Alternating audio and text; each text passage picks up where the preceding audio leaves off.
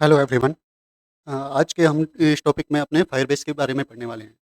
Firebase का use करके और specifically Firebase real time database का यूज करके अपने रास्पबेरी पाई से कैसे डेटा को सेव कर सकते हैं रिमोटली, या फिर जो हमारा रिमोटली डेटा पड़ा है उससे हम कैसे ऑपरेट कर सकते हैं अपने सेंसर्स और अपने जो भी सर्किट है उसको। तो सबसे पहले अपने पढ़ते हैं कि फायरबेस है क्या। फायरबेस एक गूगल का प्रोडक्ट है एक्चुअली, और ये एक प्रोडक्ट नहीं है, सेट ऑफ टूल्स हैं, टूल्स एंड सर्विसेज हैं जो क्लाउड बेस्ड हैं, कि बहुत सारी हैं। अपने कुछ एक अपने जो इंपॉर्टेंट वन है वो अभी नेक्स्ट स्लाइड में अपने देखते हैं इसको। तो वो क्या करती हैं आपको कि आप अपनी कोई भी ऐप हो, मोबाइल ऐप हो, आईओएस ऐप हो या वेब ऐप हो, उसको बनाने के अंदर उसको स्केल स्केल क्या होता है कि आज आपके कम यूजर हैं, मान लीजिए कि 10 यूजर्स हैं, 100 यूजर हैं, 1000 यूजर हैं, लेकिन आप 2 साल 3 साल के बाद क्या उन्हीं यूज़र्स पे रहेंगे? नहीं, आपके यूज़र बेस बढ़ेगा। हो सकता है कि 1 करोड़ यूज़र्स, 2 करोड़ यूज़र्स इतने हो जाएँ। तो आपका क्या वो जो रिसोर्सेज़ आपने ले रखे थे, वो उतने यूज़र को सर्व करने के कैपेबल होंगे? नहीं होंगे। लेकिन ये कहता है कि स्केलेबिलिटी, कि हाँ, हम आपको स्केलेबिलिटी भी देते हैं। मीनिंग कि आपके चाहे कम यूज़र हैं, तो हम उतना ही आपसे चार्ज करेंगे, और अगर आपके बहुत ज़्यादा यूज़र्स हैं, तो उस हिसाब से हम स्केल कर देंगे आपके रिसोर्सेज को। ये एक प्राइवेट कंपनी ने बनाया था 2011 में, और इसको गूगल ने खरीद लिया था 2014 के अंदर। तो अब इसका हम यूज़ क्या करेंगे? अभी इस वाले में हम इस पर्टिकुलर वीडियो के अंदर हम करते हैं कि अगर हमने अपनी होम लाइट, मतलब घर के अंदर जो लाइट लगी हुई है, इसको मान लीजिए कि हमने कंट्रोल करना है कि वायरलेसली, कि मैं कहीं पे भी बैठा हूँ, मैं चाहे अमेरिका बैठा हूँ, चाहे कहीं पे भी बैठा हूँ। कहने का मीन्स है कि आप डिस्टेंस पे हो, आप अपने होम नेटवर्क पे नहीं हो, और अपने घर के किसी भी लाइट कंट्रोल सिस्टम को आप यूज़ करना चाहते हो। यूज़ करने से मीनिंग कि उसको कंट्रोल करना चाहते हो, जैसे ऑन ऑफ या कोई और आपके फंक्शनैलिटी है तो उसको करना चाहते हो, तो वो कैसे करें? क्योंकि आप अपने होम नेटवर्क में तो हो नहीं। तो इसी का ही हम आज एक सॉल्यूशन, बहुत सारे सॉल्यूशन हैं, लेकिन उसी में से एक सॉल्यूशन फायरबेस का यूज़ करते हुए है, क्योंकि ये स्मॉल स्केल पे फ्री है, तो हमें कोई पैसे वगैरह भी चार्ज नहीं करेगा ये। तो आज इसी को ही हम देखेंगे। अब ट्रेडिशनल सिस्टम की बात करें कि ट्रेडिशनली मीन्स जो आप नॉर्मली ऐप्स देखते हो उसमें कैसे काम होता है। अब नॉर्मली जो ऐप्स होती हैं उसमें मान लीजिए कि आप ऐप बना रहे हो, और उसमें पहला पेज आपने लॉगिन का बनाया कि यूज़र से लॉगिन करवाना है। तो आपने उससे यूज़र नेम और पासवर्ड माँगा। अब होता क्या है कि आपकी ऐप ने सिर्फ़ क्या किया है, यूज़र नेम और पासवर्ड माँगा है, सिर्फ़ फ्रंट एंड पे।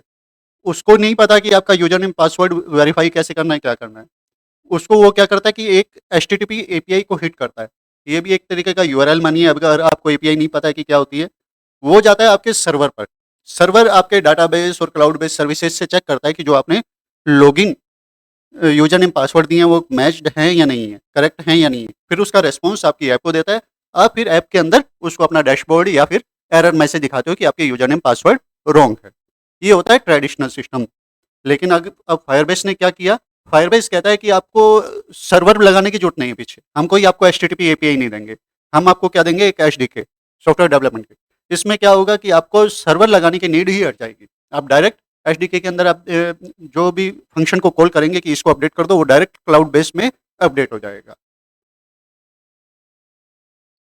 अब अपने नेक्स्ट है कि अपने अभी एक सर्विस का यूज करने जा रहे हैं, फायरबेस रियल टाइम डाटाबेस। लेकिन फायरबेस के अंदर उसकी विंग के अंदर और कौन कौन सी सर्विसेज हैं, मेनली बहुत सारी हैं, लेकिन ये मेन मेन है कि आपको ऐप बनाते time oath, cloud function, cloud storage, cloud fire store, hosting, ML kit, real time database, इसका तो हम यूज कर ही रहे हैं। और ऐसे ये वाले हमारे मेन टूल्स हैं। कब यूज आते हैं, जब आप ऐप का डेवलपमेंट कर रहे हो या वेब ऐप का डेवलपमेंट कर रहे हो। इनके क्या क्या यूज हैं ये अपने अलग से किसी सीरीज के अंदर डिस्कस कर लेंगे, क्योंकि ये हमारे रिलेवेंट नहीं है अभी यहाँ पे। अब ऐप क्वालिटी को बढ़ाने के लिए कि आपकी ऐप आपने लॉन्च कर दी है, तो अब उसकी क्वालिटी को, कि आपके अगर कोई मान लीजिए कि कहीं पे किसी ऐप के अंदर क्रैश आता है डिवाइस स्पेसिफिक, तो आपको कैसे पता चलेगा? तो उसके लिए क्रैश एनालिटिक्स नाम का एक टूल होता है। ऐसे ही परफॉर्मेंस को मॉनिटर करने के लिए होता है, टेस्टिंग करने के लिए होता है। तो ये वाले टूल्स कब काम में आते हैं, जब आपने ऐप को लॉन्च कर दिया है और उसकी क्वालिटी को आप मेंटेन रखना चाहते हो। अब ग्रो के लिए कि हाँ, अब मेरे यूजर्स अभी कम हैं, उसको ज़्यादा बढ़ाने के लिए मुझे क्या करना है, क्या नहीं। तो वो सारे एनालिटिक्स कि हाँ जी, मेरे यूजर्स इस वाले टॉपिक पर ज़्यादा आते हैं, तो मुझे ये वाले टॉपिक्स ज़्यादा डालने चाहिए। ऐसे एनालिटिक्स, प्रिडिक्शन, क्लाउड मैसेजिंग, इन ऐप मैसेजिंग, तो ये वाले टूल्स कब काम में आते हैं? जब आपकी ऐप लॉन्च हो चुकी है, आप अपने यूज़र बेस को ग्रो करना चाहते हो, उस टाइम पे इनका आप यूज़ कर सकते हो। ये आपके हेल्पफुल रहेगा जब आप अपने यूज़र बेस को ग्रो करना चाहते हो। तो ये मेन है। अभी फायरबेस के विंग के अंदर और भी प्रोडक्ट्स हैं, जो अभी हम करंटली नहीं डिस्कस कर रहे हैं। जेमिनी एआई भी है और बहुत सारे हैं अभी। हम सिर्फ फायरबेस रियल टाइम डेटाबेस का ही इसके अंदर यूज़ करेंगे, इस टॉपिक के अंदर। तो अब इसमें ये है क्या Firebase real time database? Database है तो हमें लगेगा कि एसक्यूएल, नहीं, ये है नो एसक्यूएल डेटाबेस प्रोग्राम। कि अब इसके अंदर क्या होता है कि जेसन जेसन एक फॉर्मेट होता है डेटा को स्टोर करने का, की और वैल्यू के रूप में, पेयर के रूप में डेटा को स्टोर करता है। जैसे नेम, नेम के अंदर X Y Z, age 18, DOB something. तो ये एज ए की वैल्यू पेयर्स के रूप में आपका डेटा को स्टोर करता है। लेकिन इसके अंदर जैसे आपने एक्सेल और वो वैसे वैसे नहीं है, या फिर आपने एसक्यूएल सर्वर किया हो, एमएस एसक्यूएल किया हो, तो उसके अंदर एसक्यूएल लैंग्वेज का यूज होगा। लेकिन इसके अंदर ये क्या है? No SQL. इसमें तो ये जैसे लाइक डॉक्यूमेंट के अंदर ही स्टोर करता है, लेकिन कहने को ये हमारा डाटाबेस है।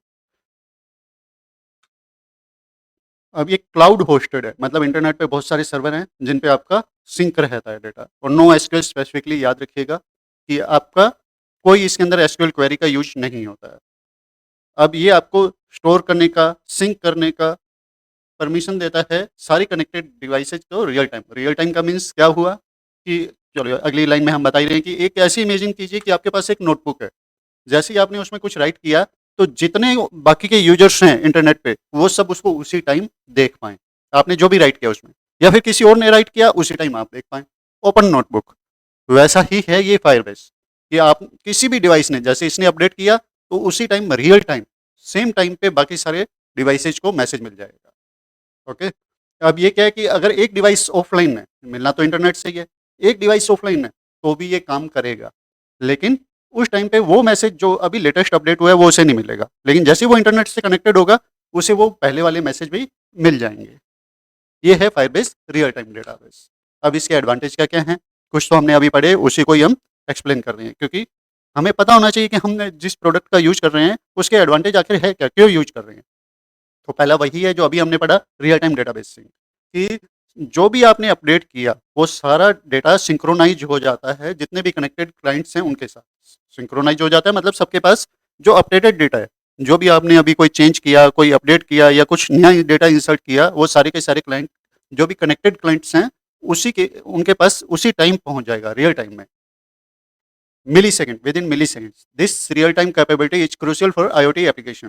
कि ये जो हम आईओटी बेस्ड एप्लीकेशन बनाएँगे, वहाँ पे ये बड़ा इम्पोर्टेंट है, क्योंकि हमारे क्या होता है कि सेंसर में कोई डेटा हमने लेट अपडेट हुआ ना, तो उसके कारण हमारे कोई मशीन के अंदर अगर हमने कोई एक्टिविटी करवानी थी, वो लेट होगी और हमारा जो भी सर्किट बनाया होगा, वो किसी काम का नहीं है। हमें क्या चाहिए? रियल टाइम डेटा जो भी सेंसर का हो, वो अपडेट हो जाए। तो हमारे लिए ये वाला बड़ा काम का है, real time data sink. Easy setup and integration, कि इसको अगर आप डेवलप करना चाहते हो ना कि अपनी ऐप के अंदर या अपने रास्पबेरी पाई के अंदर कहीं पे भी लगाना चाहते हो, तो बड़ा ईज़ी सा है इसको मतलब बनाना, सॉरी इंटीग्रेट करना। तो इसको अगर आप इंटीग्रेट करना चाहते हो ना, तो इसका एसडीके आप विद इन 2-3 मिनट्स आप अपने रास्पबेरी पाई ऐप के अंदर इंटीग्रेट कर लोगे, इतना सही है ये। क्रॉस प्लेटफ़ॉर्म कंपैटिबिलिटी, कि अब ये जो है ना फायरबेस रियल टाइम डेटाबेस, ये बहुत सारे प्लेटफ़ॉर्म्स के साथ कंपैटिबल है। चाहे आप एंड्रॉइड ले लीजिए, चाहे आईओएस ले लीजिए, चाहे वेब ले लीजिए, सबके साथ ये काम करता है। तो आप कोई इंटीग्रेटेड सिस्टम बनाना है कि जैसे मैंने ऐप से अपने रास्पबेरी पाई का कोई यूज़ करना है, ये भी हम देखेंगे कि कैसे मैं ऐप से अपने एक ऐप डेवलप कर लेंगे और उस ऐप से अपने होम लाइट को कंट्रोल करेंगे कि हाँ जी, ऑन ऑफ मैं ऑफ़िस में बैठ के भी अपने घर की लाइट को ऑन या ऑफ कर सकूँ। तो ये सारा काम हमारा कैसे हुआ कि ऐप तो हमारी एंड्रॉइड की है और रास्पबेरी पाई पे क्या चल रहा है हमारे पाइथन की स्क्रिप्ट, लेकिन क्रॉस प्लेटफ़ॉर्म कंपैटिबल है ये फायरबेस रियल टाइम डेटाबेस। तो इसीलिए हम को ये कोई प्रॉब्लम नहीं क्रिएट करेगा। स्केलेबिलिटी, ये बताया कि अभी हमारा क्या है, फायरबेस रियल टाइम डेटाबेस देखता है कि ये यूज़र्स कितने हैं, उतना ही हमें रिसोर्सेज दे देता है। जब हमारे यूज़र बढ़ते हैं, तो ये रिसोर्सेज भी बढ़ा देता है हमारे प्रोडक्ट के लिए। तो ये उन एप्लीकेशंस के लिए सूटेबल है जो टाइम के साथ-साथ स्केल हो सके।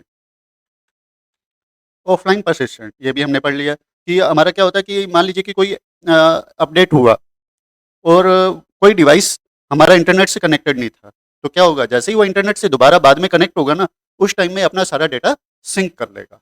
ये है ऑफलाइन परसिस्टेंट, कि मीन्स कि आपका इंटरनेट के बिना वो डिवाइस भी काम करेगा, लेकिन वो पुराने डेटा के ऊपर काम कर रहा होगा जो उसके पास सेव है। नया डेटा नहीं आ रहा है, लेकिन जैसे ही इंटरनेट से कनेक्ट हुआ उसके पास नया डेटा आया और अपडेट हो जाएगा वो। सिक्योर। अब हम जब फायरबेस रियल टाइम डेटाबेस का यूज करते हैं तो हमने कहा ये ओपन नोटबुक के टाइप से है, लेकिन ये सिक्योर भी है। आप ये कहते हो कि ये ऑथराइज पर्सन्स यही हैं, ये यूजर्स हैं, इन्हीं को ही एक्सेस मिलना चाहिए, तो आप क्या कर सकते हो, वो उनको ऑथराइजेशन दे सकते हो। तो ये कैपेबिलिटी है सिक्योरिटी की इसके अंदर, फायरबेस रियल टाइम डेटाबेस के अंदर। आल्सो कि ये एनक्रिप्ट भी करता है, एनक्रिप्ट कि डेटा को जंबल करके भेज देता है कि जब भी इंटरनेट पे भेजना है या रिसीव करना है, तो रास्ते में भी कोई हैकर इसको पढ़ नहीं सकता। तो ये सिक्योर भी है। तो ये सब इसके एडवांटेज हो गए। अब हम पढ़ने वाले हैं integrating Firebase real time database की। अब हम प्रैक्टिकल पे आगे कि इसको इंटीग्रेट करें कैसे हम अपने रेस्पबेरी पाई पाइथन स्क्रिप्ट के अंदर। तो इसके लिए हमें क्या चाहिए, पहले तो फायरबेस कंसोल के अंदर एक प्रोजेक्ट बनाना पड़ेगा। मतलब एक वेबसाइट है, वो अभी डिस्कस करते हैं। उसके अंदर जैसे आप कोई अकाउंट बनाते हो वैसे ही एक प्रोजेक्ट ऑनलाइन बनाना है, अभी हम डिस्कस करेंगे इसको। और दूसरा स्टेप क्या होगा, फायरबेस एडमिन एसडीके एक लाइब्रेरी समझ लीजिए, ये हम रेस्पबेरी पाई के अंदर इंस्टॉल करेंगे पाइथन कोड के साथ यूज करने के लिए इसका। तो ये 2 स्टेप हैं। तो पहला पढ़ते हैं अपने कि कैसे करना है। ये एक हमारा क्या है, फायरबेस के गूगल का ही है, google.com, firebase.google.com। अब इसके अंदर हमारे क्या होगा, जैसे ही आप इस लिंक को खोलेंगे ना, तो पहला काम हमारा फायरबेस प्रोजेक्ट को बनाना है। तो उसके अंदर ये क्या है, इस अम्ब्रेला के अंदर आप कोई भी बाद में सर्विस ऑन ऑफ, और आपका अगर कोई बहुत ज़्यादा यूजर्स आ जाते हैं तो पेमेंट वगैरह सब इसी से होती है। लेकिन अब इसको अकाउंट को या प्रोजेक्ट को बनाना कैसे है कि आप एक ही फायरबेस अम्ब्रेला के अंदर बहुत सारे प्रोजेक्ट है। ऐसा नहीं है कि आप एक प्रोजेक्ट आज बनाए अपने अकाउंट के साथ, जीमेल आईडी के साथ, तो आप उसके अंदर दूसरा नहीं बना सकते। हो सकता है आप एक प्रोजेक्ट पे काम कर रहे हो, दूसरे दिन किसी दूसरे पे, तीसरे दिन किसी तीसरी ऐप पे। तो यहाँ पे मल्टीपल ऐप्स के अंदर एक ही अकाउंट, एक ही अम्ब्रेला के अंदर अब मल्टीपल ऐप्स, और मल्टीपल ऐप्स के अंदर मल्टीपल प्रोडक्ट्स उनको यूज कर सकते हो। तो पहला अपने आज प्रोजेक्ट बनाते हैं। कहाँ पर, ये 2 बटन होंगे। तो पहला बटन क्या है, get started with A Firebase project. यहाँ पे इसको क्लिक कर देना है। तो हमारे क्या होगा कि एक पहला प्रोजेक्ट बनाना चाहते हैं, इसको पता चल गया, तो ये इस तरीके का पेज ओपन हो जाएगा। यहाँ पे आप जो इसे प्रोजेक्ट का नेम जो भी आप देना चाहें दे सकते हैं। मैंने आईआरडी स्विच कर दिया, क्योंकि मैं क्या कर रहा हूँ, आईआरडी तो हमारे चैनल का नेम हो गया, और स्विच स्विच करने का प्रोजेक्ट बनाएंगे इसमें कि मैं ऑनलाइन इस डेटाबेस के अंदर सिर्फ एक ही वेरिएबल रखूंगा, ऑन या ऑफ वाला। कि हाँ जी, मेरे को अपने घर का जो एलईडी है उसको ऑन करना है या ऑफ करना है। तो एक तरीके से स्विच का काम करेगा, इसलिए मैंने इसे स्विच नाम दे दिया। आप जो भी रिलेवेंट नेम ना देना हो इसे दे सकते हो। फिर ये 2 चेकबॉक्स ऑन करने हैं, कंटिन्यू करना है। अब ये हमारा प्रोजेक्ट क्रिएट हो गया। लेकिन अब करना क्या है, इसमें बहुत सारे, हम बताया कि इसी अम्ब्रेला में हमारे हर एक के लिए क्या है, बहुत सारे प्रोडक्ट्स अवेलेबल हैं। तो हमने किसका यूज करना है, रियल टाइम डेटाबेस का। तो इसके ऊपर क्लिक कर लेना आप। इसके ऊपर जैसे ही क्लिक करेंगे तो हमारे पास एक बटन आ जाएगा कि पहली बार करने के लिए क्रिएट डेटाबेस। अब ये हमसे डेटाबेस क्रिएट करते टाइम ये पूछेगा कि हाँ भाई, डेटाबेस की लोकेशन बता दो। इसमें 4-5 आपके पास ऑप्शन रहेंगे, जो भी आपके पास नियरेस्ट हो आपके कंट्री से उसको आप चूज कर लेना। रीजन बीइंग कि ये फास्ट रिस्पॉन्स करेगा, जितना आपके पास सर्वर नियर होगा आपकी कंट्री के उतना फास्ट रिस्पॉन्स देगा हमें। वैसे ज़्यादा फ़र्क नहीं पड़ता है, लेकिन ये अगर बड़ी ऐप के अंदर हम स्पीड की बात करेंगे तो इससे फ़र्क पड़ता है। तो आपको नियरेस्ट जो भी कंट्री हो उसके अंदर का सर्वर चूज करना है। फिर आपको नेक्स्ट का बटन दबा देना है। अब हमारे पास क्या आएगा, ये नेक्स्ट स्क्रीन। इसके अंदर 2 ऑप्शन होंगे आपके, start in lock mode, start in trust mode. अब ये क्या कहता है कि ये दोनों हमारे ऑथराइजेशन के लिए, सिक्योरिटी के लिए है। कि स्टार्ट इन लॉक मोड कि ये क्या है, बाय डिफ़ॉल्ट होता है। इसमें क्या होता है कि सिर्फ़ स्पेसिफ़िकली एक पर्सन को ही ग्रांट की जाती है एक्सेस। आप इसको पब्लिकली ऐसे कोई नहीं कि चेंज कर सकता। कोई ऐप नहीं, कोई इसके अंदर का डेटा नहीं चेंज कर पाएगा। लेकिन हम क्या कर रहे हैं, start in test mode. Start in test mode के अंदर एक तरीके से ये ओपन हो जाएगा कि जो भी हमने एक ऐप बनाएँगे या कुछ भी बनाएँगे, उसको हम एक फ़ाइल, जेसन फ़ाइल, बाद में ये देखते हैं कि क्या होती है कि जेसन फ़ाइल उसके अंदर डाल देंगे, तो वो कभी भी जिस भी यूज़र के पास वो ऐप होगी ना, तो वो क्या करेगा, जैसे ही ऑन ऑफ करेगा वो आपके इस डेटाबेस में चेंज करने के कैपेबल होगा। तो ये एक तरीके से ओपन हो जाएगा, जिसके पास ऐप है वो हर कोई इसका क्या कर सकेगा, डेटा चेंज। तो ये हो जाएगा। तो ये सिक्योरिटी के हिसाब से थोड़ा लेस सिक्योर है ये वाला। लेकिन अभी तो हम क्या कर रहे हैं कि सिर्फ टेस्ट ही कर रहे हैं, हम तो देख रहे हैं, सीख रहे हैं। तो इसके लिए मैंने अभी इसको टेस्ट मोड में ऑन कर दिया। इसको बाद में देखेंगे लॉक मोड को कि इसको हाई सिक्योरिटी के साथ कैसे काम करना है, लेकिन अभी हमारा मेन पर्पज़ क्या है कि इसके यूजेज को देखना। तो अभी के लिए हमने इसको टेस्ट मोड को ऑन किया, तो ये क्या कर देता है यहाँ पे चेंज कर देता है रूल्स को।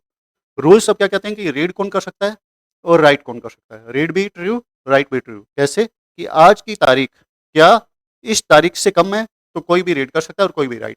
अब ये क्या करता है कि 1 महीने के लिए ना ये लगाता है। ये नहीं होता कि आपने आज टेस्ट मोड ऑन किया तो 1 महीने के अंदर-अंदर ये सबको रीड राइट किया, हाँ ठीक है, ये मानता है कि 1 महीने के अंदर आप अपना टेस्ट खत्म कर लोगे। लेकिन अगर आप भूल गए बाद में तो ऐसा नहीं है कि फिर आपका ये जो डेटा है कभी भी कोई भी राइट कर सके। इसलिए ये क्या करता है कि डायरेक्टली ट्रू करने के बजाय 1 महीने की परमिशन देता है यहाँ पे कि कोई भी एक्सेस कर पाए, रीड कर पाए, राइट कर पाए। अब इसके बाद इसको आपने अनेबल का बटन दबा देना है। अब इसके बाद आपका डेटाबेस रेडी हो चुका है, आप उसको यूज़ कर सकते हो। आपको एक उसका क्या मिल जाएगा यूआरएल, ये आप चाहे वेबसाइट में यूज़ कीजिए, चाहे ऐप में यूज़ कीजिए। ये जो यूआरएल है, दोनों तरफ ऊपर और नीचे, इनका आप लिंक यूज़ करके आप इस डेटाबेस को कहीं पे भी यूज़ कर सकते हो। ये नोट कर लीजिएगा क्योंकि हमें आगे चाहिए होगा ये वाला यूआरएल। मैंने नोट कर लिया इसको। अब इसके अंदर हमारे पास डेटा तो है नहीं, अब क्या करेंगे हम? तो मेरे को अब डेटा अपने प्रोजेक्ट के लिए, अपने एग्ज़ाम्पल के लिए क्या चाहिए? एक वेरिएबल चाहिए, जिसमें मैं रिले का यूज़ करूँगा। रिले क्या है? वो अपने लास्ट 0 टू 4 नंबर ट्यूटोरियल में पढ़ चुके हैं। इन इसके लिए मैंने वही सेम सर्किट और वही सब कुछ लिया है। लेकिन उसके अंदर हमने क्या करना है? ऑन ऑफ इंटरनेट के थ्रू करवाना है कि मैं चाहे ऑफ़िस में बैठा हूँ, मैं घर का एलईडी ऑन या ऑफ कर पाऊँ। तो उसके लिए मुझे क्या चाहिए? सिंपल एक वेरिएबल चाहिए। एक नोड के इस लैंग्वेज में तो एक नोड आएगा, लेकिन अपने समझिए कि एक ही वेरिएबल चाहिए। क्या चाहिए? कि कोई भी ट्रू या फ़ॉल्स कर सकूँ, कि ट्रू मीन्स मेरी एलईडी ऑन हो जाए, नहीं तो फ़ॉल्स पे ऑफ हो जाए। तो अब उसके लिए मैं क्या करूँगा? इसके अंदर इस डेटाबेस के अंदर ऐड करूँगा। यहाँ पे प्लस का था, बटन दबाया, की वैल्यू आ गया। अब की के अंदर आप कोई भी वेरिएबल का नाम दे दीजिए, जो आपको सही लगे वो दे सकते हैं। और वैल्यू के अंदर बाय डिफ़ॉल्ट जो पहले फर्स्ट टाइम वैल्यू होगी वो दे दीजिए। मैंने ट्रू दे दिया इसको और एंटर कर दिया। ये हमारा एक वेरिएबल ऐड हो गया। आप ऐसे जितने चाहें ऐड कर सकते हैं। ये एज ए जेसन फाइल हमारे वहाँ पे स्टोर होता है। अब इसका यूज़ कैसे करना है? तो यूज़ करने के लिए हमें एक चाहिए प्राइवेट की। ऐसा अभी भी नहीं है कि पब्लिक हो गया हो ये टोटल, कि कोई भी इस डेटाबेस का यूज़ कर सके ऑनलाइन, नहीं। इसके लिए आपको एक प्राइवेट की, जैसे पासवर्ड होता है ना, सेम चीज़, लेकिन वो एक की के रूप में, लंबी-चौड़ी की के रूप में देता है ये। तो उसके लिए क्या करना है आपको कि वो की कहाँ से मिलेगी? आप अपने डेटाबेस के यहाँ पे जो सेटिंग का आइकन है ना, इस पे क्लिक करिए। फिर प्रोजेक्ट सेटिंग्स पे क्लिक कीजिए। फिर सर्विस अकाउंट, ये सर्विस अकाउंट नाम की टैब पे आ जाइएगा। क्लिक किया था आपने सेटिंग्स पे, प्रोजेक्ट सेटिंग्स, ये ओपन हुआ, इसमें सर्विस अकाउंट वाली टैब पे आ जाना है आपने। और फिर ये जो भी है आपका, यहाँ पे ये वैसे रहने दीजिए और जनरेट न्यू प्राइवेट की, इसको आपने क्लिक कर देना है, ये वाले बटन को। अब ये क्या करेगा? एक आपको पॉपअप देगा कि आप ये प्राइवेट की किसी के साथ शेयर मत कीजिएगा, ये कहता है कि कॉन्फिडेंशियल है। इसको किसी भी पब्लिक रिपॉजिटरी, मतलब जहाँ पे सबके लिए अवेलेबल हो, ऐसी जगह पे भी नहीं रखना। तो ये वार्निंग दे रहा है एक तरीके से कि इसको सेफ रखिएगा फाइल को, जो आपको मैं दे रहा हूँ, क्योंकि इसके थ्रू आपका डेटाबेस पूरा कंट्रोल हो सकता है। आपने कहा ओके, जनरेट कर दीजिए की, तो ये आपकी एक जेसन फाइल वो डाउनलोड हो जाएगी आपके, ये किसी भी रैंडम नाम से। आप पहले आपके प्रोजेक्ट का, फिर कोई भी एक रैंडम की टाइप से वो आपकी एक डाउनलोड हो जाएगी जेसन फाइल। ये हमें चाहिए होगी, क्योंकि इसके बिना हम उस यूआरएल पे जो हमारा डेटाबेस पड़ा है उसको हम यूज़ नहीं कर पाएँगे। तो ये वाली फाइल आप रीनेम करके अपना इसको कोई लॉजिकल नेम भी दे सकते हैं। मैंने बाद में रीनेम कर लिया इस फाइल को, डिफ़ॉल्ट नेम नहीं रखा है ताकि ईज़ी हो मेरे को टाइप करना। अब हमारा जो फायरबेस प्रोजेक्ट वाला काम था वो हो गया। अब आते हैं हम रास्पबेरी पाई पे वापस। रास्पबेरी पाई पे हमें क्या चाहिए? एक हमें लाइब्रेरी चाहिए, फायरबेस एडमिन नाम की, ठीक है? जिससे हम फायरबेस का एसडीके इनिशियलाइज़ कर पाएँ, उसके फंक्शंस यूज़ कर पाएँ। ये बाय डिफ़ॉल्ट नहीं होता, तो हमें इंस्टॉल करना पड़ेगा पिप कमांड से। तो इसके लिए क्या करेंगे? ये कमांड चलाएँगे, पिप इंस्टॉल फायरबेस एडमिन। ये फायरबेस एडमिन नाम का हमें इंस्टॉल कर दो। तो क्या होगा? ये 1 आधा मिनट लगेगा और आपके सारे पैकेज उससे रिलेटेड जो है वो इंस्टॉल हो जाएगा। अब हम इसका यूज़ करने के लायक हो गए रास्पबेरी पाई में। अब हम इसका सर्किट बना सकते हैं रास्पबेरी पाई में और फिर प्रोग्राम लिखेंगे। सर्किट बनाने के लिए अब हमने क्या किया, सेम पिछले वाला वो सर्किट उठा लिया। कौन-सा? रिले वाला। कोई चेंज नहीं, 1 भी परसेंट चेंज नहीं किया, सेम है। इसलिए मैं इसको स्टेप बाय स्टेप सर्किट को बनाना भी नहीं सिखा रहा, कि वो अगर आपको देखना है तो पिछले वाली वीडियो में जाइए और देख लीजिए कि कैसे one by one, step by step, बहुत ईज़ी सर्किट है। तो आपने इसी का रीयूज करेंगे, क्योंकि हमने इसमें सर्किट में कोई चेंज नहीं किया, सिर्फ क्या कर रहे हैं हम सिर्फ प्रोग्राम में चेंज करेंगे अब। तो चलते हैं आगे। सर्किट भी रेडी हो गया और अब हम प्रोग्राम की तरफ आ रहे हैं, लेकिन उससे पहले हमें क्या करना है कि हमारी जो फाइल अभी जेसन फाइल, जो एक तरीके से कह लो कि की थी, ताले की चाबी, ताला तो हो गया हमारा कहाँ, फायरबेस का डीबी। जो अभी जेसन फाइल डाउनलोड की थी की, उसको हम एक सूटेबल फ़ोल्डर में रख लें, ताकि क्या हो कि हम जब अभी प्रोग्राम के अंदर उसका पाथ देंगे तो हमें पता हो कि कहाँ पड़ी है। तो मैंने वही जेसन वाली कॉपी की और अपने प्रोग्राम वाली जो डायरेक्टरी है ना, अभी ये प्रोग्राम तो मैं बनाऊँगा, फायरबेस RTDB रिले, उसी फाइल के उसी फ़ोल्डर के अंदर इसको भी रख लिया और रीनेम किया है मैंने इसको सर्विस अकाउंट की के नाम से। तो जो हमारी की वाली फाइल थी, वो मैं इसी फ़ोल्डर में लाया ताकि पाथ देना मेरे को अपने यहाँ आसान हो जाए आगे प्रोग्राम के अंदर। आप कहीं पे भी रख सकते हैं, ज़रूरी नहीं है, लेकिन आपको पाथ पता होना चाहिए इसका। अब हम अपना प्रोग्राम टाइप करते हैं। प्रोग्राम के अंदर हमारा कुछ तो हमारा क्या है कि रिले वाला ही है प्रोग्राम, तो उसको हम रिपीट नहीं करेंगे। हम किसको देखते हैं, फायरबेस वाले को, कि फायरबेस वाले में क्या-क्या हुआ है, कि फायरबेस एडमिन पहले इंपोर्ट किया, उसमें से हमें जो-जो चीज़ें चाहिए क्रेडेंशियल और डीबी 2, क्योंकि इसके अंदर बहुत सारे और भी प्रोडक्ट्स हैं इसके अम्ब्रेला में बताया, तो हमें क्या चाहिए क्रेडेंशियल, कि जिससे हम अपना बता सकें कि हाँ, हम वैलिड यूज़र हैं, हमारे पास जेसन फाइल है। डीबी क्योंकि हम रियल टाइम डेटाबेस का यूज़ करना चाह रहे हैं। 2 हमने इंपोर्ट कर लिए, ठीक है? और ये वाले जीपीआई और ज़ीरो एलईडी और टाइम, ये तो आपको पता ही है कि हम किस लिए यूज़ कर रहे हैं, क्योंकि हम रिले का यूज़ कर रहे हैं। तो ये वाली चीज़ आप अपने लास्ट वीडियो में से देख सकते हो। रिले पिन को हमने अटैच किया 23 नंबर पिन से। डीबी का यूआरएल हमने एक बार वेरिएबल में सेव कर लिया, ये आगे हम पास करेंगे। तो जो भी हमारा यूआरएल था, मैंने कहा तो कॉपी करके रख लीजिएगा, वो वाला ये यूआरएल हमने इस वेरिएबल में रख लिया। अब जो जेसन फाइल अभी रखी थी हमने, मैंने जो अभी लास्ट स्लाइड पे आपको दिखाया था, उसका भी पाथ हमने सेव कर लिया, क्योंकि वो भी अभी हमारे काम में आएगा। तो अब हमने पहले क्या करना है, एक सर्टिफ़िकेट, कि हमारे पास हमारे ऑथेंटिकेशन के लिए एक ऑब्जेक्ट होना चाहिए। ये हम डायरेक्ट हम नहीं यूज़ कर पाएँगे किसी भी फायरबेस की सर्विस को बिना इसके। तो हम कह रहे हैं कि हम वैलिड हैं भई यूज़र। तो उसको करने का तरीका, जो हमने ये क्रेडेंशियल नाम का क्लास इम्पोर्ट की थी ना, क्रेडेंशियल से हमने एक सर्टिफ़िकेट नाम का फंक्शन कॉल किया और उसके अंदर हमने ये पाथ दे दिया कि भाई ये पड़ी हमारी जेसन फाइल, हम वैलिड यूज़र हैं, ठीक है? अब हम ये वाला अभी हमारे कोई काम नहीं आया, हमने प्रिपेयर कर लिया। काम कब आएगा? जब हमने फायरबेस एडमिन को कहा इनिशियलाइज़ कर दो हमारी ऐप, और इसके अंदर ये करेंट नाम का वेरिएबल पास किया कि हाँ, ये मेरी रही वैलिडिटी, मतलब मेरा आई कार्ड एक तरीके से, कि मेरे को अंदर जाने दो। और ये रहा मेरा डाटाबेस का यूआरएल, कि इस आई कार्ड से मुझे इस डीबी को एक्सेस कर लेने दो। वो कहता है ओके, अगर की उसको सही मिली तो वो आपको यूज़ करने देगा। अब ये फिर से रिले वाला आ गया हमारा प्रोग्राम, तो इसको हम अभी डिस्कस नहीं कर रहे, क्या कर रहा है, सिर्फ एक फंक्शन बनाया जिसके अंदर हमने ऑन या ऑफ किया है, कि अगर मैं ट्रू पास करूँगा तो आपका रिले ऑन हो जाएगी, ऑफ पास करूँगा सॉरी फॉल्स पास करूँगा तो ऑफ हो जाएगी रिले, बस इतना ही है। अब आते हैं लिसनर, ये क्या है कि एक मैंने यूडीएफ बना दिया है, कि जब ये हैंडल क्या करेगा कि मैं इसको कभी भी कोई इवेंट हुई, कि मीन्स मैंने डाटाबेस में जैसे ही कोई चेंज करूँगा ट्रू या फॉल्स, तो मैं इस फंक्शन को कॉल करूँगा। ये यहाँ पे मैंने इसको कह दिया है कि जैसे ही, अब आगे थोड़ा सा चल के देख लेते हैं, कि डीबी के रेफरेंस में रिले स्टेट नाम का जो वेरिएबल है, उसमें कोई भी चेंज हो तो उसको सुनना, और सुन के किसको दे देना, ये लिसनर को। अब जैसे ही उसमें कोई भी ट्रू फॉल्स या आपने अपना नाम भी लिखा होगा, वो इसके अंदर आ जाएगा इवेंट के अंदर। तो अब ये इवेंट डेटा अगर नन नहीं है, मतलब आपके पास कोई डेटा आया है, तो आपका क्या होगा, रिले कंट्रोल उस डेटा को पास कर देंगे। रिले कंट्रोल कौन सा, ये वाला, कि ट्रू आया तो ट्रू पास कर दिया, फॉल्स आया तो फॉल्स पास कर दिया। तो उससे क्या होगा, आपका रिले ऑन या ऑफ। ये हो गया हमारा रिले को कंट्रोल करना डेटाबेस के थ्रू। यही हमारा मेन पार्ट था। अब बाद में हम क्या कर रहे हैं कि हमारा प्रोग्राम इसी टाइम खत्म ना हो जाए, तो हम क्या कर रहे हैं, एक लूप लगा रहे हैं इन्फिनिट, कि हाँ, नहीं, प्रोग्राम तो हमारा चलेगा, हमेशा लिसन करना है भाई हमने। अगर प्रोग्राम चलते ही बंद हो गया तो हमारा फिर वो डाटाबेस में मैं चेंजेज़ करूँगा तो सुनेगा कौन उसको? हमारा ये प्रोग्राम कंटिन्यू चलते रहना चाहिए। तो उसके लिए मैंने क्या किया, एक इन्फिनिट लूप लगा दिया और 1-1 सेकंड का गैप दे दिया, ताकि हमारा सीपीयू का यूटिलाइज़ेशन जो है वो थोड़ा-सा कम हो जाए। नहीं तो हर बार लूप चलता रहेगा तो हमारा सीपीयू क्या है, बिज़ी हो जाएगा। अब इसके अंदर हमने क्या किया कि अब निकलने का, प्रोग्राम से निकलने का भी एक मीडियम दे दिया, कि जैसे ही कोई की दबाएँगे तो हमारा क्या हो जाए, बंद हो जाए और रिले ऑफ हो जाए अपने आप। तो ये हो गया निकलने का तरीका।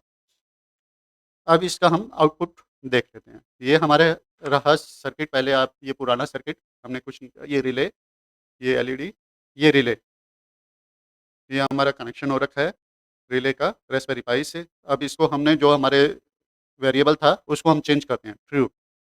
जैसे ही एंटर दबाऊँगा मैं, वो चेंज होगा, ये यहाँ पे इम्पैक्ट आ जाएगा। जबकि ये दोनों आपस में कोई लिंक नहीं है। ये चाहे आप कहीं से भी यूज़ करो दुनिया के किसी भी कोने से।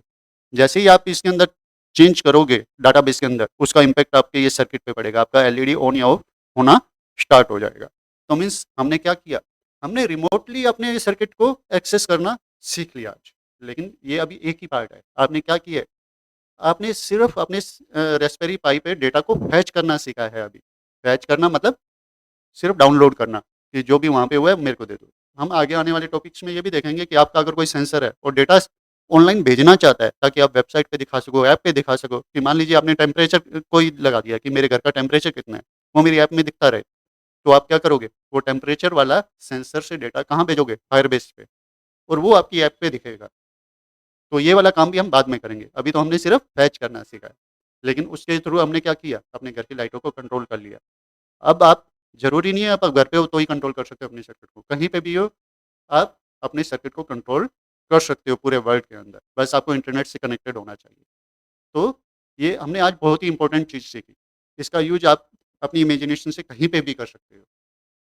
तो अब आप मिलेंगे अगले टॉपिक के साथ soon. Till then bye bye.